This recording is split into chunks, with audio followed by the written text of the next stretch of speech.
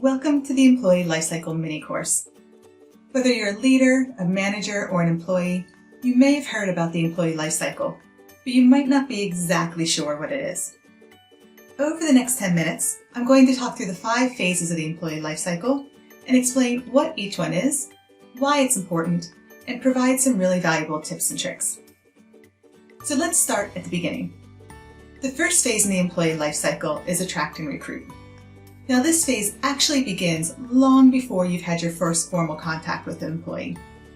Before someone even becomes a candidate, they've probably heard about your organization, whether it's through advertising, social media, or just word of mouth from talking to someone who is a current employee at a barbecue.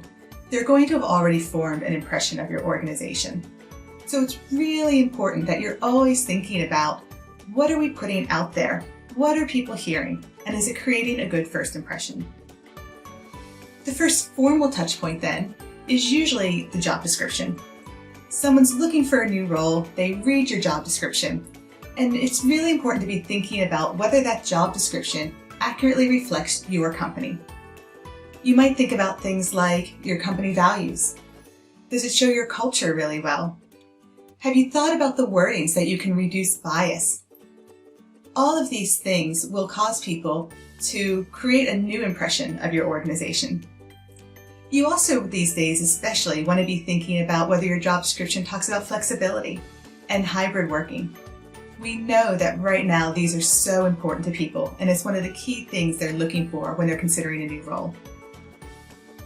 Now, once someone's read that job description, if they decide to apply, you want to also think about how easy is it to actually apply for that job. There is nothing worse than trying to apply for a job, uploading your resume, and then being forced to answer a ton of questions that you've already provided information on. What's your name? Where did you go to school? What jobs have you had before? All of this information now feels redundant, and people are starting to question at this point how well your organization runs. So you really want to think about how can you streamline that application process and make it as easy as possible so that people have a good experience. Now, assuming that the person has been successful and is going to get an interview, you now need to really think about, what is the actual interview process like? Have you done things like provide interview skills training for your managers? Have you made sure that the recruiters are reaching back out to people quickly and that they're moving through that process at a fast pace? No one likes to wait weeks between their first and second interview. You also need to think about how many interviews the person has to go through. If it's a junior job, don't make them meet with 10 people. Think about maybe 2 rounds of interviews with 2 people each. So what that interview process does is create the first actual in-person contact point between a candidate and your organization. And whether or not the person is successful, they're going to go out and talk about that process. And so even if they don't get the job, it's just as important to make sure that they've had a really good experience with your organization, because they can still go out and become brand ambassadors for your company, telling everyone else what a smooth process it was and how even though they didn't get the role, they found the interview and application process easy to do. Assuming the person's successful and they get the role, we now need to think about the onboarding process. And onboarding is the second phase of the employee lifecycle. Now, it doesn't start on their first day. Onboarding actually needs to start long before a person has joined your company. That time between when someone's been given a job offer and their first day can often become a bit of a black box. And if you don't engage with them, this is when you're likely to lose them to another job. So you really want to think about, how can you interact with that person before day one? Could the hiring manager reach out to them? Could the recruiter be having constant contact? Is there information you can send them that they can perhaps read through before that first day? Anything that you can do to keep them engaged so that they come in on the first day already having a great impression of your organization. Now, when they do come in on the first day, one of the things you really want to think about is the hygiene factor. Do you have a computer ready? Do their login details work? Do you know where they're going to sit? Do you have someone there waiting to meet them? All of these things seem really basic, and they are, but it's amazing how often companies don't do them. And if you don't do those things well, already now on day one, your new employee is questioning how well the rest of your organization works. And once you have the hygiene factors down, then you can start to think about other parts of onboarding. And it's really about how do you help your new joiner become productive as quickly as possible. So think about things like, what new skills do they need? What new knowledge can you give them?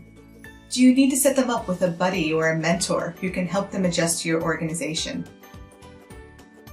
You also want to think about the fact that new joiners are usually really excited and really eager to get started. So what can you have them start doing right away that's going to help them feel like they're contributing to your organization and your company's goals? Now, once the onboarding phase is over, we don't just drop the employee and leave them to their own devices. The next phase of the employee life cycle is the develop phase. And during this phase, you're working with that employee to think about how you can help them continue to develop and grow their career. You want to think about things like, have you helped your employees set goals? Have you then talked to them about what the gap might be in their skills or knowledge that they need to fill in order to achieve those goals? You also want to then think about how can you create a formal development plan so they can actually see the pathway to build those skills and get that knowledge, and they can feel as though they have a plan in place. Thinking about their career development, though, isn't just about skills and knowledge. It's also important to understand from them what their other objectives are. Are they thinking about promotions? Do they want to make a lateral move maybe? Learn new skills in other parts of your organization? Maybe they also want to go and have a secondment, work on a project, or work overseas. These are all important parts of the develop phase, and making sure that you're helping individuals think about their objectives, how they align to your organization's objectives, and how you're going to help them get there. Phase 4 of the employee life cycle is retain.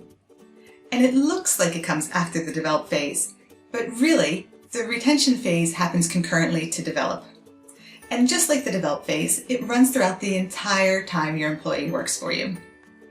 And we've all heard so much lately about the Great Resignation and how we can turn into the Great Retention. And this is where you really want to be thinking about how you engage your employees, how you help them want to stay at your organization.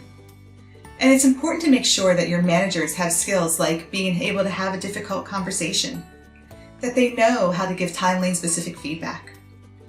You also want to think about what's your rewards and recognition strategy, whether that be informal recognition, calling someone out in a big meeting, saying thank you on a regular basis, or the more formal kinds of reward and recognition like promotions, raises, and bonuses. All of these things are a really important part of making sure that you are able to retain your staff. But we know that people don't always stay. So in addition to having that retention strategy, you also need to think about your succession plan. Have you identified the most important roles in your organization? And for each of those, do you have a pipeline of people who could be ready to take on those roles? Are you getting them the skills and experience they need to be ready to step up if someone else leaves? And this is how you ensure you don't end up with empty seats, empty boxes with no one ready to take on the role. Speaking of leaving, eventually people will leave your organization. And this leads to the 5th phase of the employee life cycle, exit. Now, in an ideal situation, someone's exiting because they've decided to retire after a fabulous career. But people don't always make it that far. So whether someone is leaving voluntarily or involuntarily, it's important that you handle the exit phase with empathy and respect. This phase is often the last formal touch point an employee has with your organization, and it really sets the tone for how they feel about your company and what they're going to say about it afterward. A great experience at the end can mean that they once again become brand ambassadors. But a really bad experience can lead to them talking about your organization to their friends and family, out on social media, and saying really negative things. So think in advance about how you handle that and what's the best way to work through with employees as they leave your organization. The last day with the company, though, doesn't have to be the last time you think about your employees.